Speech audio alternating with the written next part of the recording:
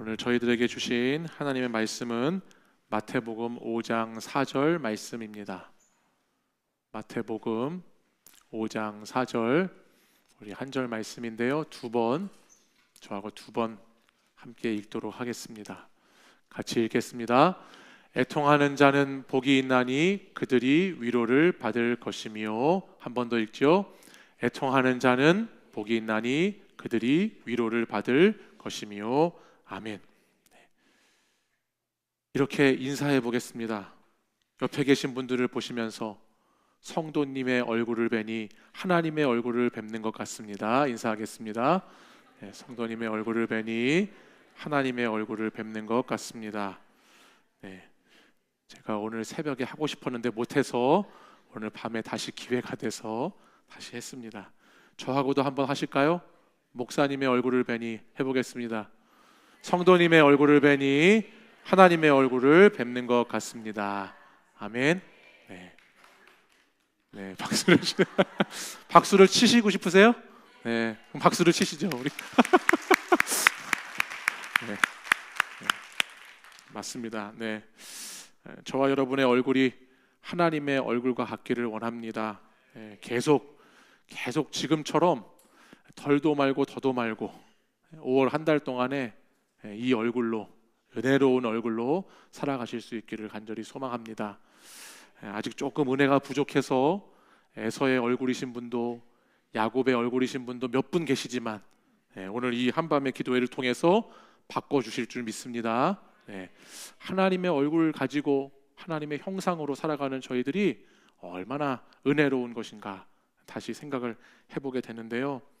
우리가 새벽에도 말씀을 나눴지만 주님을 만나면은 눈빛이 변하고 얼굴이 변하고 말과 행동이 변합니다.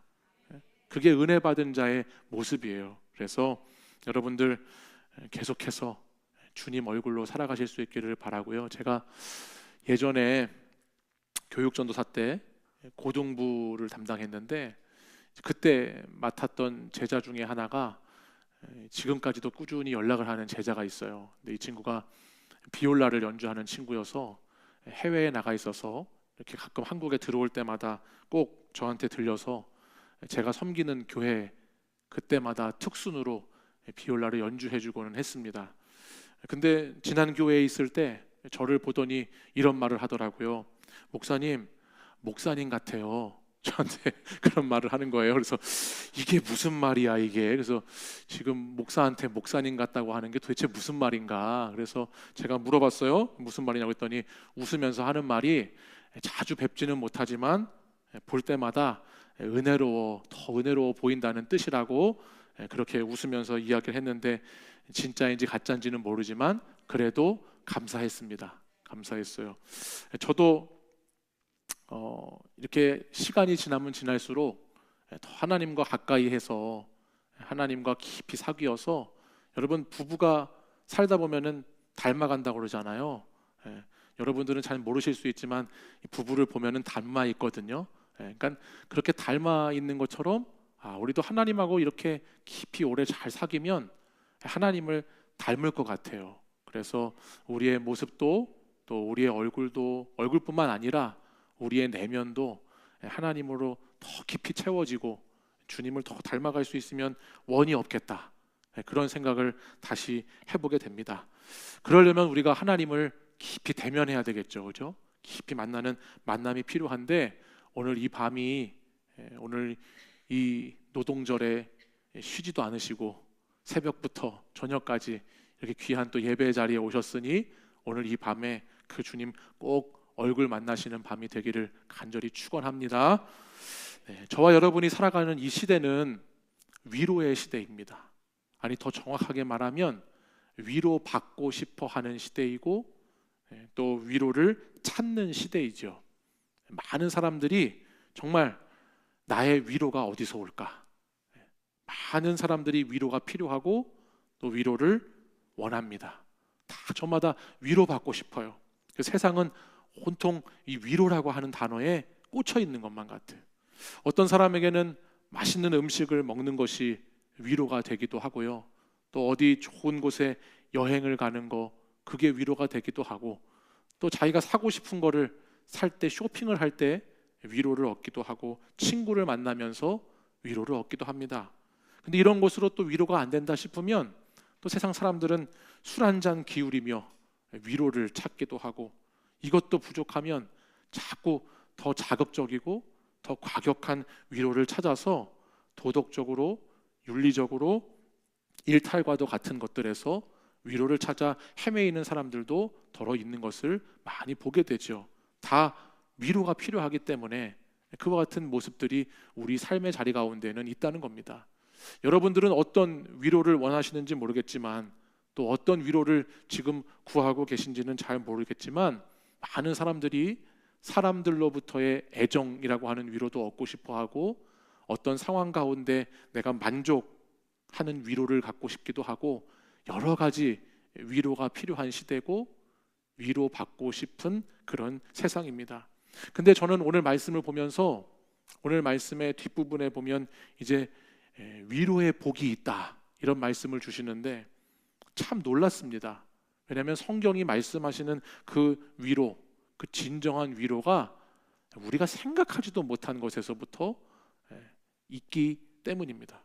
오늘 마태복음 5장 4절의 말씀 같이 읽었는데 다시 한번 읽어보실까요? 시작. 애통하는 자는 복이 있나니 그들이 위로를 받을 것이미요. 아멘. 위로가 지금 누구에게 있느냐? 위로가 누구에게 있죠? 애통하는 자에게 위로가 있다 합니다. 저는 우리가 좀 받고 싶은 위로라고 한다면 명품 가방을 하나 받거나, 아니면 뭐 해외 여행을 가거나, 또는 사람들에게 인정을, 칭찬을 많이 받고 돈을 많이 벌게 되면 그것이 위로다, 그것이 위로받는 모습이다 라고 할 것 같은데, 그게 아니고 애통함에 위로가 있다라고 성경이 말씀을 합니다. 지난주에 말씀을 보았던 심령이 가난한 자가 복이 있다, 이 말씀도 참 이상한 말씀이었잖아요. 근데 오늘 이 말씀보다 더 이상한 말씀을 하시는 것 같아요. 심령의 가난함이라고 하는 것이, 여러분, 어찌 가난이 복이라고 할 수 있나? 우리는 부요함이 곧 복이라고 생각하는 세상 가운데 살아가는데, 지난주 말씀을 나누면서 자기 능력이 부족한 것을 깨닫고 심령이 가난하여 하나님을 의지하는 자, 내가 영적으로 파산한 것 같은 그런 가난한 상태임을 깨닫는 자, 그래서 하나님께 도움을 구하고 하나님이 내 안에 계실 곳을 만드는 것이 진짜 복 있는 자라는 말씀을 우리가 심령이 가난한 자라고 하는 말씀으로 나눴는데, 오늘 이 말씀도 그 말씀만큼이나 참 역설적인 말씀이 아닐 수가 없습니다. 세상의 관점하고는 정말 전혀 다른 접근이고, 이런 위로라고 한다면, 여러분, 애통함으로 위로를 받는다고 한다면 좀 도망치고 싶기도 하고 피하고 싶기도 한 위로가 아닐까. 향락과 쾌락이 아니고 즐거움과 만족을 누리는 것에 그런 익숙한 시대 가운데에 우리가 살고 있는데, 성경에 말씀하는 위로 그 자체가 너무나 다르다라고 하는 것입니다. 저는 요즘 세상을 보면서, 이 세상이 이렇게 뭐 뉴스들을 보거나 이렇게 하면서요, 우리의 이 애통이라고 하는 것이 얼마나 세상과 거리가 먼가라는 것을 생각을 많이 해봅니다. 오래도록 여러분 아시는 것처럼 세상에 전쟁이 이어지고 있어요. 러시아 우크라이나 전쟁이 얼마나 오랫동안 진행되고 있는지 아세요? 무려 4년이 됐어요. 그리고 지금도 계속해서 이란과 이스라엘, 미국이 전쟁 가운데에 있죠. 그럼에도 세상의 표어는 뭔지 아세요? 먹고 마시고 즐기자. 전쟁 통해서도 지금 웃고 있는 사람들이 누구냐면, 이러한 전쟁 같은 상황 속에서 사람이 죽고 사는 것에 대한 애통이 아니라, 이 전쟁 때문에 오늘 주식시장이 어떻게 될지, 이 전쟁으로 인해서 나는 돈을 더 벌게 될지, 손해를 더 보게 될지, 정말 그런 것만을 생각하는 이 세상의 모습을 볼 때 애통과는 거리가 먼 세상이라는 것을 생각지 않을 수가 없습니다. 국제연합, 평화 연맹, 세계의 평화, 이런 구호는 아무런 역할을 하지 못하고 생명보다 돈이 더 위로가 되는 시대 가운데 저와 여러분이 살고 있죠. 성경 말씀에 보면 예수님께서 예루살렘을 보시면서 우셨다라고 하는 성경의 표현이 있는데요. 그때 예수님은 가난과 질병, 또 전쟁과 기근, 탐욕과 욕망의 세상을 보면서 우셨습니다. 근데 오늘 이 시대를 보니까 예수님이 오늘날 우리 시대도 보시면서 아마 많이 울고 계실 것만 같아요. 예루살렘이라고 하는 곳은 본래 평화의 도시라는 이름을 가진 건데요. 그 평화의 도시, 거기가 전혀 평화롭지가 않죠. 무엇보다 평화의 왕으로 오시는 예수님을 이스라엘 사람들은 영접하지 않았습니다. 그리고 오히려 주님을 거부하고 거절하고 그분을 십자가에 못 박는 길을 걸었습니다. 하나님께서 우리를 구원하시기 위해서 예수 그리스도를 이 땅에 보내셨지만 세상의 욕심과 욕망에 눈이 먼 사람들은 그분을 붙잡지 않고 헛된 것만을 추구하며 살았던 것이 예수님 당시의 예루살렘이었습니다.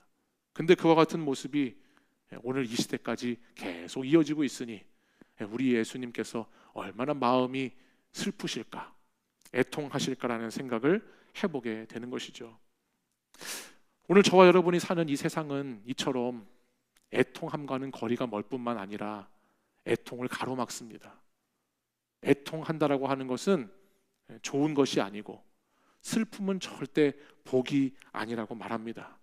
그래서 애통할 만한 일이 생기면 안 되고 또 그런 상황이 되면 최대한 빨리 쫓아내기가 바쁘죠. 슬픔 없는 곳으로, 애통하지 않는 삶으로 나아가라고 모두가 그렇게 이야기하는 세상입니다. 끊임없이 그래서 애통의 자리보다는, 눈물 흘리는 자리보다는 우리는 늘 즐거운 자리를 찾아요. 오락거리를 찾고 또 울지 않기 위해서 많은 약을 복용하고 술을 마시고 파티를 열고 오랜 시간 동안에 무언가에 중독된 상태로, 요즘 도파민 아세요? 젊은 친구들 도파민을 엄청나게 찾는데 아주 순간적이고 극적인 쾌락, 만족, 그 슬픔과 애통과 전혀 어울리지 않는 그런 세상의 위로를 찾느라고 너무나 바쁜 시대 가운데 우리가 살고 있습니다. 근데 여러분, 우리 믿음의 성도들은 이와 같은 모습들을 경계해야 합니다. 왜냐하면 그 애통할 때만 임하게 되는 하나님의 복이 있기 때문이죠. 세상은 소유라고 하는 것에 대해서는 굉장히 우리를 민감하게 만들어요. 내가 조금만 손해보는 것 같으면 엄청 예민하게 만들어요.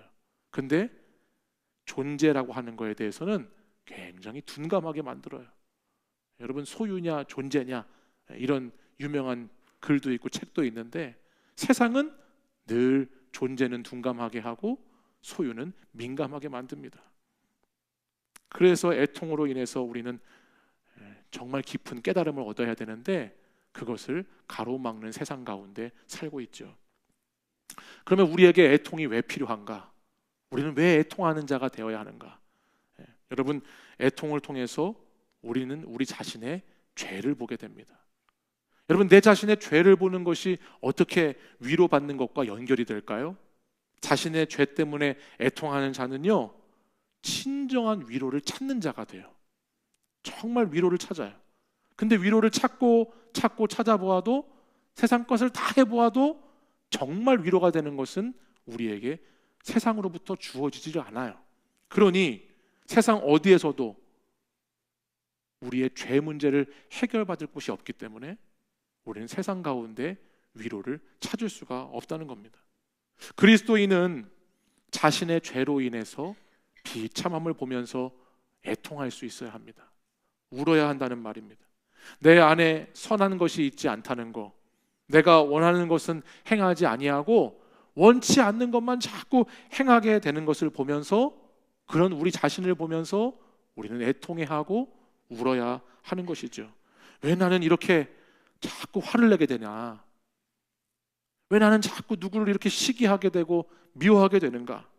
왜 성질은 이 모양인가? 왜 절제하지 못하고 계속 악한 생각과 악한 모습 가운데 살아가는가? 이 싸움 속에서 우리는 우리의 존재를 잘 직시하면서 정말 처절하게 절망 가운데, 죄라고 하는 절망 가운데 우리는 애통하고 울어야 하는 것이죠. 그렇게 정말 진지하게 삶을 살아간다고 하면 우리는 거기서 자신의 죄를 더 깊이 깨닫게 되고 정말 이 죄 때문에 울지 않을 수 없고 이 죄의 문제를 해결할 곳이 없어서 정말 하나님 앞에 나아가지 않을 수 없는 그와 같은 애통이 우리가 하나님께 가까이 가는 도구가 된다는 겁니다. 여러분, 이것을 스스로 계속해서 죄책감을 느끼면서 살라는 말씀은 아닙니다. 막 율법적으로 우리를 올감해서 옥죄어서 살아가라고 하는 말씀이 아니라 오히려 세상의 그 어떤 위로로도 극복할 수 없는 우리 인간의 죄를 바르게 알고, 그러면 우리가 그 죄의 문제를 어디에서 해결받고 어디로부터 진정한 위로를 얻어야 하는가를 분명히 제대로 깨달아야 한다라고 하는 말씀이에요. 우리는 죄의 행동과 죄성이라고 하는 것을 깊이 생각하면서 하나님 앞에 애통하는 삶을 살아가야 한다라고 하는 것이죠. 여러분 잘 아시는 다윗이 그랬습니다. 여러분 다윗이라고 하는 이스라엘의 왕 잘 아실 거예요. 그도 실패했고 실수했고 죄를 지었습니다. 잘못된 삶을 살았습니다. 그런데 여러분 다윗이 참 잘한 게 뭔지 아세요? 다윗의 인생 가운데 참 잘한 거는요, 그도 죄를 지었고 실패하고 넘어졌지만 그가 자기 죄악을 숨기지 아니하고 언제나 그는 하나님 앞에서 애통했다는 거예요. 자기 죄악을 왕 정도 됐으면 그 밧세바라고 하는 그 여인, 왕이 여인 하나 취하는 거 그건 뭐가 그렇게 큰 문제가 되겠어요. 근데 그럼에도 불구하고 정말 그 죄 앞에서 하나님 앞에 나아가 애통했던 사람이 다윗이라고 하는 겁니다. 시편 32편 5절은 이렇게 말씀하고 있는데 우리 이 말씀 같이 읽어보시죠. 내가 이르기를 내 허물을 여호와께 자복하리라 하고 주께 내 죄를 아뢰고 내 죄악을 숨기지 아니하였더니 곧 주께서 내 죄악을 사하셨나이다. 아멘. 다윗이 이렇게 고백했어요. 내 허물을 여호와께 자복했다. 내 허물을 하나님 앞에 나와서 내가 얼마나 죄인인지를 하나님 앞에 아뢰니, 내 죄악을 숨기지 않고 주님 앞에 나아가니 주님께서 내 죄를 사하시면서 나를 위로하셨다 고백합니다. 시편 51편 17절 말씀도 같이 읽어보시죠. 읽겠습니다. 하나님께서 구하시는 제사는 상한 심령이라 하나님이여 상하고 통회하는 마음을 주께서 멸시하지 아니하시리이다. 아멘. 하나님의 위로는 상한 심령으로 애통하는 자에게 임한다고 다윗이 고백합니다. 하나님은 상하고 통회한 심령, 애통하는 사람, 그 사람을 멸시하지 않고 무시하지 않고 그 사람을 위로하시는 하나님이라고 하는 고백입니다. 저는 오늘 이 밤이 우리에게 이와 같은 애통이 회복되어지는 밤이 되기를 간절히 원합니다. 그냥 여러분 단지 좀 잘못 살았다, 내가 이렇게 살 걸 후회하는 거, 또는 이건 안 했어야 되는데 괜히 했다고 그냥 그렇게 잘못했습니다, 죄송합니다, 뭐 이 정도의 그런 마음의 기도가 아니라 오늘 정말 다윗이 그렇게 기도했던 것처럼 하나님 앞에 자복하고 통회하고 눈물로 애통하면서 죄 사함의 기도를 올려드릴 때 그때 하나님께서 그 죄를 사하시고 우리의 상한 심령과 통회하는 마음을 멸시하지 않으시고 우리를 죄로부터 은혜로 위로해 주시는 하나님을 만나게 되실 줄 믿습니다. 또한 우리의 애통은 어디에서 오는가 보니까요, 하나님의 말씀을 순종하려고 하는 자들은요 반드시 애통하게 돼 있어요. 여러분 이 시대를 살아가면서 왜 애통이 우리에게 있을까? 왜 우리는 슬플 수밖에 없나? 이 생각을 해보면 여러분 하나님 나라를 이 세상 땅에서 살아가고자 하니까, 그 하나님의 통치를 실현해서 살아가고자 하니까 어찌 이 현실 가운데 어려움이 없고 아픔이 없고 힘듦이 없겠어요. 하나님 말씀에 순종하려고 살아가는 사람들에게는 그와 같은 애통이 필수적일 수밖에 없다는 것이에요. 여러분 예수님을 믿고 사는 삶은 참 행복해요. 행복하시죠? 네. 우리 다시 옆에 있는 분들과 인사 또 해야 되나요? 하나님의 얼굴을 뵙는 얼굴인데, 예수님 믿는 삶은 참 행복한 삶이에요. 맞습니까? 예수님 믿으면 기쁨이 있어요. 즐거워요. 너무너무 좋아요. 세상 사람들은 이렇게 신앙생활 교회 다니는 사람 보면서 아우 되게 재미없겠다 그러는데, 저는 우리 교인들을 보면요, 여러분들을 보는데 굉장히 재밌어요. 재밌는 분들이 굉장히 많으세요. 재밌는 공동체예요. 근데 여러분, 그 행복이 있지만 그 행복 안에 반드시 뭐가 있는 줄 아십니까? 애통이 있습니다. 애통이 있는 것뿐만이 아니라 반드시 있어야 됩니다. 여러분, 가정에서 서로를 향한 애통이 있어야 되죠. 그죠? 남편은 아내를, 아내는 남편을, 부모는 자녀를, 자녀는 부모를, 형제간에 서로 애통하는 마음이 있어야 돼요. 그래야 거기에 뭐가 임하느냐? 위로가 임하죠. 오늘 말씀에서 말씀했잖아요. 애통하는 자에게 복이 있는데 위로를 받게 된다. 가정 가운데 애통이 없으면 그 가정 문제가 있는 가정. 가정에서 아내가 남편을 보고 남편이 아내를 보는데 이 불쌍히 여기는 마음이 없다. 진지하게 깊이 자신을 들여다보셔야 돼. 지금 뭐가 잘못되고 있구나. 애통하는 마음이 있어야 한다는 거예요. 교회에서 우리는 영혼을 향한 애통이 있는 사람들이 되어야 되는 것이죠. 교회에서 저 영혼을 보면은 저 영혼은 얼마나 힘들까? 저 사명 감당하는 게 얼마나 어려운 일일까? 저렇게 힘든 상황 속에서도 저렇게 믿음 생활을 하는 걸 보니 참 애통한다. 애통이 있다. 그와 같은 공동체가 우리 공동체가 되어야 하는 겁니다. 그리고 그와 같은 서로 간에 애통이 있고 그 애통을 통한 기도가 있을 때 우리는 말씀처럼 무엇을 얻게 됐나요? 바로 하나님의 위로를 얻게 되는 것이죠. 여러분, 내 맘대로 뭐가 되면은 거기서 위로를 얻고, 사람들이 좀 잘 이야기해주면 위로를 받고, 형편이 조금 나아져서 생활이 좀 편안해져서 거기서 위로를 받는 것도 우리에게 필요하지만, 더 궁극적인 필요가 뭐냐? 이 신앙 공동체라고 하는 공동체에 정말 빠지지 않아야 되는 것이 뭐냐? 그것은 서로가 서로를 향해서 깊은 애통을 가지고 함께 기도해 줄 수 있는 공동체가 되는 것이 가정이나 교회나 너무나 중요합니다. 저는 어떤 한 모임에서 어떤 성도가 어려움을 막 고백했어요. 근데 그 성도가 자기 어려운 이야기를 막 하는데요, 주변에 있는 분들이 애통해하는 모습을 봤어요.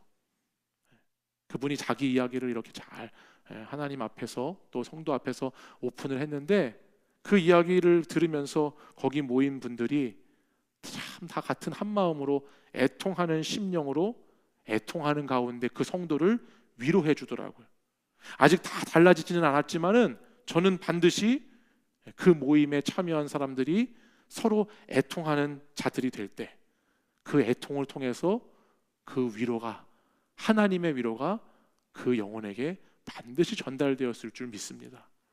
우리가 함께 애통하면 그 애통하는 작은 모임, 그 작은 공동체 속에 하나님은 우리를 분명히 위로해 주시는 것이죠. 하나님은 애통하는 자에게 위로를 주십니다. 죄와 순종을 위해서 애통하는 자에게는 반드시 위로가 주어집니다. 어떻게 주시느냐? 요한복음 14장에서부터 16장까지 말씀을 보면 거기에 가장 많이 나오는 것이 성령님입니다. 성령님. 근데 성령님은 파라클레토스라고 했는데 그분의 이름의 뜻에 뭐가 있느냐? 위로자라고 하는 뜻이 있어요. 하나님은 자신의 죄로부터, 또 하나님의 말씀을 순종하는 것으로부터, 또 여러 가지 공동체, 가정이나 교회나 사람들과의 마음에 나누는 마음 그 속에서 애통하는 자에게 어떻게 함께 하시는가? 성령님으로 함께 하시면서 위로하시는 하나님이시라고 분명히 말씀해 주셨습니다. 우리가 세상의 위로를 찾아서 그리스도 밖으로 돌아다닐 때는 그와 같은 위로를 결코 누릴 수가 없지만, 우리가 그리스도 안에 정말 주님의 마음을 가지고 애통하며 살아갈 때는 거기에 하나님의 위로가 반드시 있다는 거예요. 그래서 이런 얘기가 있더라고요. 우리의 눈물이 하나님의 마음을 녹인다. 우리의 눈물이 하나님의 마음을 녹인다는 말이 있어요. 요한복음 16장 7절 말씀인데 우리 이 말씀도 같이 읽어보시죠. 그러나 내가 너희에게 실상을 말하노니 내가 떠나가는 것이 너희에게 유익이라. 내가 떠나가지 아니하면 보혜사가 너희에게로 오시지 아니할 것이요 가면 내가 그를 너희에게로 보내리니. 아멘. 지금 예수님은 위로를 받기 원하는 자들에게 위로자를 보내주시겠다라고 분명히 말씀으로 약속하셨습니다. 그분이 누구냐? 그분이 보혜사, 위로자, 성령님이시죠.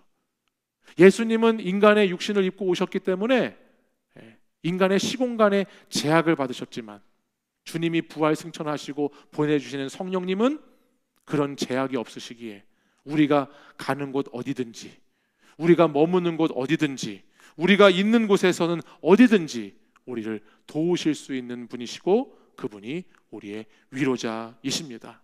성령님이 임하면 이제 우리는 단순히 우리 삶의 무게 때문에, 십자가 때문에 슬퍼서 우는 것이 아니라 정말 성령님과 함께 거룩한 애통을 경험하게 되는 겁니다.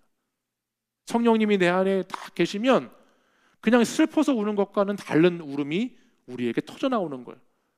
그냥 내 상황이 슬퍼, 내가 건강하지 못한 게 슬퍼, 물질이 이렇게 부족한 게 슬퍼, 관계가 이렇게 잘 안 풀리는 게 슬퍼.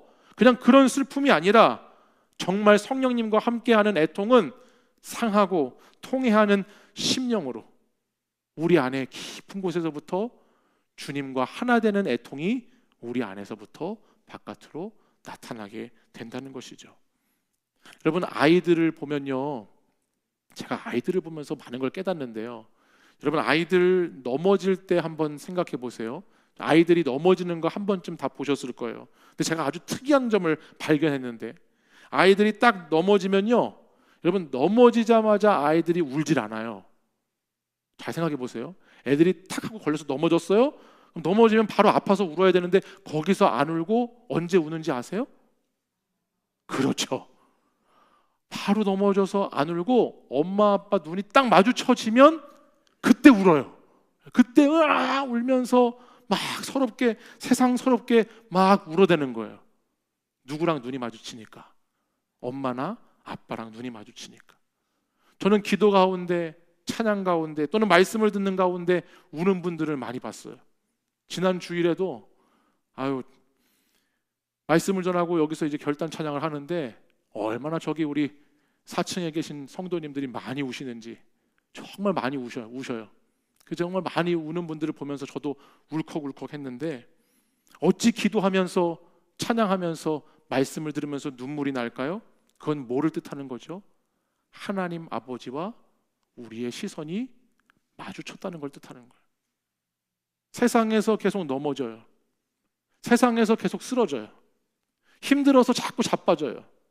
근데 거기서 우는 게 아니고 성령님이 우리 안에 함께 하시면서 나타나는 눈물은 그 상황을 넘어서서 하나님과 눈이 마주쳐지니까, 하나님과 눈빛 교환을 하니까 거기서 성도의 눈물이, 그리스도인의 눈물이 거기서 터져 나오더라라고 하는 말씀입니다. 우리는 하나님께서 나의 눈을 바라보시는 걸 느낄 때 그때 애통의 눈물을 흘리게 되는 것이죠. 나를 알아주는 엄마, 나를 안아주는 아빠를 보면 아기가 울듯이 우리도 주님의 눈을 맞추면 우리 안에 애통의 눈물이 터져 나오게 되는 겁니다. 그렇기 때문에 여러분, 애통하는 것은 하나님의 귀한 선물과도 같습니다. 세상에 슬퍼서 우는 게 아니고 정말 내 안에 성령님과 함께 눈물 흘릴 수 있다는 것은 하나님이 우리 믿는 자들에게 주신 정말 귀한 선물입니다.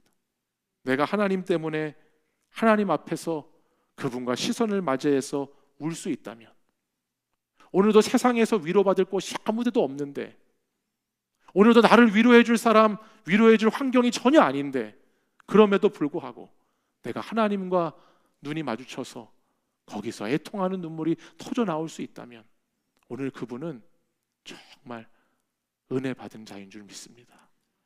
저는 오늘 그 애통의 눈물이 저와 여러분의 눈물이 되기를 간절히 소망합니다. 여러분, 성경에는 눈물의 사람들이 많이 나옵니다. 특별히 눈물의 선지자라고 하는 예레미야가 있습니다. 그는 하나님의 부르심을 받고 그분의 마음이 자신의 마음이 되어서 그토록 이스라엘 백성들을 향해서 예언하면서 울었어요. 예레미야 13장 17절 말씀 우리 같이 읽어보겠습니다. 시작. 너희가 이를 듣지 아니하면 나의 심령이 너희 교만으로 말미암아 은밀한 곳에서 울 것이며 여호와의 양떼가 사로잡힘으로 말미암아 눈물을 흘려 통곡하리라. 아멘.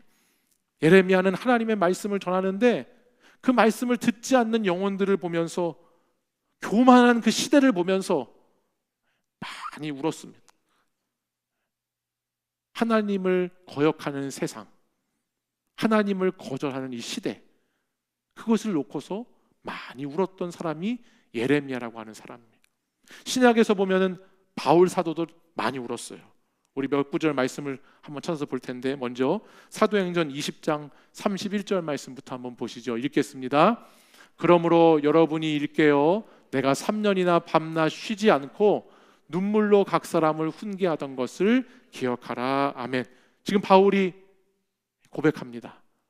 정말 자기가 선교 다니면서 교회를 세웠는데 그 개척한 교회의 성도들, 그들을 늘 잊지 않고 그 영혼을 위해서 밤낮 쉬지 않고 눈물로 울면서 그렇게 가르쳤다, 그렇게 말씀을 전했다라고 고백을 하고 있어요. 빌립보서 3장 18절도 같이 읽어보겠습니다. 시작. 내가 여러 번 너희에게 말하였거니와 이제도 눈물을 흘리며 말하노니 여러 사람이 그리스도의 십자가의 원수로 행하느니라. 아멘. 바울이 우는 거예요. 예수님을 영접해야 되는데, 예수님을 믿어야 되는데, 이 십자가의 길로 가야 되는데 그러지 않고 이 세상으로 자꾸 나아가는 그 영혼을 보면서, 십자가의 원수가 된 그 사람들을 보면서 바울이 울고 있지요. 한 영혼을 위한 눈물이 그에게 있었다는 거예요. 우리 고린도후서 2장 4절도 마지막으로 읽어볼까요? 같이 읽겠습니다. 내가 마음에 큰 눌림과 걱정이 있어 많은 눈물로 너희에게 썼노니 이는 너희로 근심하게 하려 한 것이 아니요 오직 내가 너희를 향하여 넘치는 사랑이 있음을 너희로 알게 하려 함이라. 아멘. 바울의 눈물은 사랑의 눈물이었죠. 그죠? 영혼을 정말 사랑해서 그 사랑에서 우는 눈물이었어. 예전에 어떤 교회는 교회에서 울면은 왜 우냐고, 울지 말라고 막 혼내는 교회도 있었대요. 근데 여러분, 그건 정말 잘못된 일이에요. 제가 예전에 어떤 시를 읽었는데 그 시에서 그런 얘기를 하더라고요. 할머니한테 교회에 왜 가시냐고. 울꽃이라고 하는 시예요. 울꽃. 울꽃이 필요해서 간다. 울려고 간다. 예배당에 울기 위해서 나온다. 그런 내용의 시가 있더라. 여러분, 하나님을 경험하고 성령님과 함께하는 사람은 애통의 눈물이 있어요. 정말 내 자신의 모습을 볼 때 애통하는 눈물이 있고, 우리 가정을 볼 때, 교회를 볼 때, 이 나라를 볼 때, 이 세상을 볼 때 울지 않을 수 없는 눈물이 성령님으로부터 주어지는 애통의 눈물이 있습니다. 사랑하는 여러분, 이 시대는 애통이 필요합니다. 위로가 필요하기 이전에, 위로받기 이전에 우리 안에 애통이 회복되어야 하는 것이죠. 가정을 위해서도 눈물 흘리며 기도하시는 한 사람이 필요하고, 교회를 위해서도 하나님의 마음으로 우실 분들이 필요하고, 하나님이 슬퍼하시는 이 시대를 보시면서 함께 나라를 위해, 이 시대를 위해 울 사람이 꼭 있어야 합니다. 처음에는 내 아픔 때문에, 내 문제 때문에, 내 억울함 때문에 나와서 울었을지 모르지만 이제 그리스도의 제자가 되어가기로 결단하며 나아가는 우리들은 그분의 뜻을 위해서, 하나님 나라를 위해서 우는 사람들이 되어야 할 줄 믿습니다. 오늘 우리가 애통함으로 함께 나아가고 그 애통함 가운데 오늘 하나님께서 주시는 그 위로가 저와 여러분에게 충만하시기를 간절히 소망합니다. 오늘 이 시간 저와 여러분이 성령님과 함께 기도할 때, 그때 하나님이 그래, 애통하는 자에게 복이 있나니 그들이 위로를 받을 것이며, 이 말씀을 저와 여러분의 말씀으로 경험하고 깨닫고 누리게 하실 줄 믿습니다. 오늘도 이 시간 기도를 통해서 위로의 복이 함께 하시고 하나님의 위로를 받으시는, 세상에 줄 수 없는 그 놀라운 하나님의 위로를 충만하게 느끼시는 거룩한 이 기도의 시간 되시기를 간절히 소망합니다.